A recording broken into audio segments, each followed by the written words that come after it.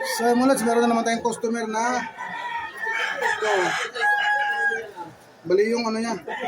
Durog yung buto. Kita oh. Gawa natin ang paraan to. So Mulats, bali ito na mga yung kanya ano. Luta-lutahan o yung joint. Cross joint ng ano niya. Ng tuhod. Dapat ito tahiin. Yung pinakabola-bola ng kanyang ano, tuhod. Yung isa. Kaya medyo umiikot-ikot yung ano niya.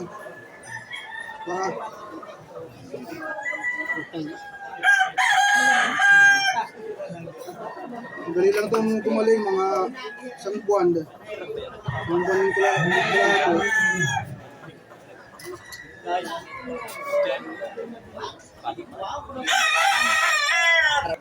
Tumulos, tahin natin muna yung kanyang balat. Bago natin siya lagyan ng karton.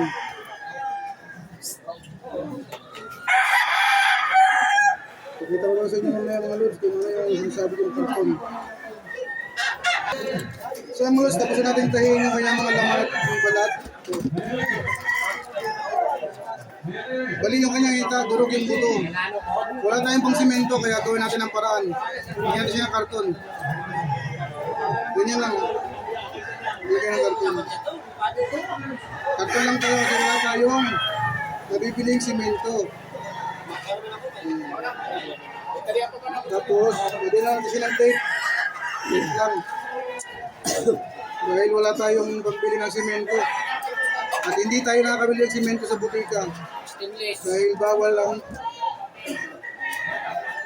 ng simento na gamitin sa mga hayop. Ito lang natin, DIY. Kailangan lang medyo mahigpit yung pagkalagay ng ano, karton. Para hindi siya matanggal. Tapos, isasabit na lang ng mekanya. Pagsadiri.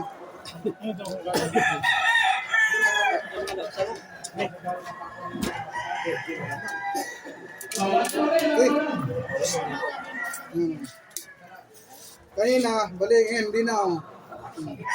Laki-laki na. Laki-laki na. Diba? Sisimentuhin mo, mababasa yung sugat. Tendency pag nabasa, mamamaga. Pag namaga, kung mo na may pintuhan yung daliri, mamamatay yung muscle. Kaya dapat karton lang yung ilagay.